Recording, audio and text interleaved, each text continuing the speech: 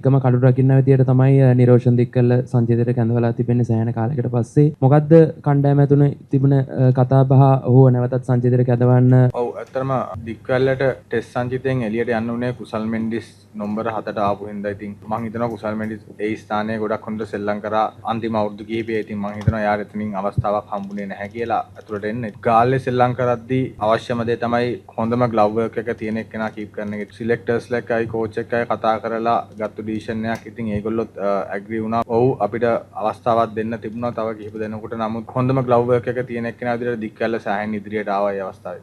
දික්වැල්ලගේ selection එක සම්බන්ධයෙන් ගොඩක් දෙනා ගොඩක් දේවල් කතා කරනවා. විශේෂයෙන්ම සෝෂල් මීඩියා වල බොහොම සැර කමෙන්ට්ස් යනවා. නමුත් ඔයාලට සෙල්ලම් කරන්න වෙනවා යාත් එක්ක. ඔයා මොකක්ද දික්වැල්ලට මේ වෙලාවේ කියන්නේ? ඒකෙන් මැච් එක පටන් ගන්න ඉස්සෙල්ලා ඔයා දික්වැල්ලට මොනවද කියන්නේ? කියන්න තියෙන්නේ හොඳට කීප් කරන්න කියලා තමයි. මොකද කීප කෙනෙක් විදියට කණ්ඩායමට ගෙනාවේ ගාල්ලේ සෙල්ලම් කරන්න ඒ එක්ස්පීරියන්ස් එකත් එක්කයි මම කලින් කිව්වා වගේ හොඳම ග්ලව් වර්ක් එක තියෙන එකනා දැනට ඉන්න නිරෝෂන් දික්කල්. හොඳ සූදානමක් තියෙනවා. ඇත්තටම අපි කොළඹ ඉඳන්ම හොඳ වුණු වීම් සැසි කීපයකටම සහභාගී වුණා. ගොඩක් අය LPL ගහලා ආවේ. නමුත් රෙඩ් බෝල් වල හිටපු අය අපි සෑහෙන ලොං හાર્ඩ් සෙෂන් වගේකට සහභාගී වුණා. මම හිතනවා ඒ දේවල් වැදගත් වෙයි කියලා මෙහෙ සෙල්ලම් කරද්දි. මොකද අපි කලින් සීරීස් එක ඩියුක්ස් බෝල් එකෙන් සෙල්ලම් කරලා ආවේ. ඉතින් මේක ආපහු අපි කොහොගුරා වලට ස්විච් වෙන්න ඕනේ. ඉතින් මම හිතනවා මේ ගාල්ලේ ගහන 50 වෙනි ටෙස්ට් මැච් එකෙන් මම තරඟ කිහිපයක්ම සෙල්ලම් කරලා තියෙනවා. ඉතින් දැන්ට ඉන්න ගොඩක් අය මෙහෙ සෙල්ලම් කරලා තියෙන නිසා ඒ එක්ස්පීරියන්ස් එකත් එක්ක මම හිතනවා හොඳ මැච් එකක් තියෙයි කියලා. ඇත්තටම අපිට රටක් විදියටයි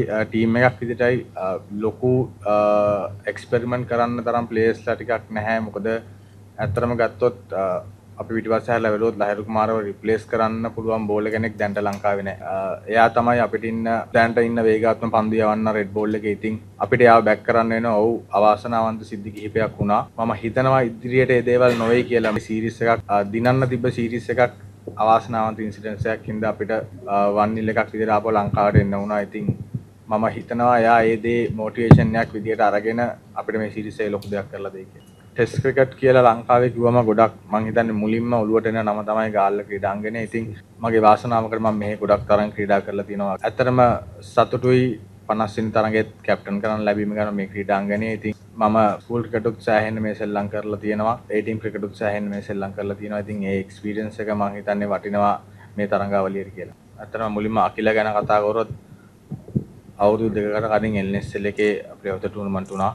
මගේ ටීම් එකේ මම සෙල්ලම් කරේ. ඉතින් තාමත් හොඳට පන්දු යනවා. හැබැයි අපි කොහෙන් හරි අලුත් කෙනෙක්ට තැනක් දෙන්න පටන් ගන්න ඕනේ. ඉතින් මම හිතනවා මේක තමයි හොඳම අවස්ථාව කියලා එක. අපිට යාව කේෂර්න්වන්තව 11ට පික් කරගන්න පුළුවන් වුණොත් මම හිතනවා ක්‍රිකට් වල ඉස්සරහා අනාගතයට හොඳ ඉන්වෙස්ට්මන්ට් එකක් වෙයි කියලා. මොකද දැනට ඕස් ස්පිනර්ස්ලාගෙන් මම හිතනවා කන්සිස්ටන්සි එකයි රෙප්ස් අතින් බැලුවත් කේෂර සෑහෙන උඩින් ඉන්නවා අනිත් අයට වැඩිය කියලා. ඉතින් මම හිතනවා අපිට දඟපන්දු යන්නට යෝග්‍ය 11ක් අපි සිලෙක්ට් කරගන්න පුළුවන් වුණොත් ඒක ලොකු ඉන්වෙස්ට්මන්ට් එකක් කියලා ඉස්සරහා ශ්‍රී ලංකා ක්‍රිකට් වලට.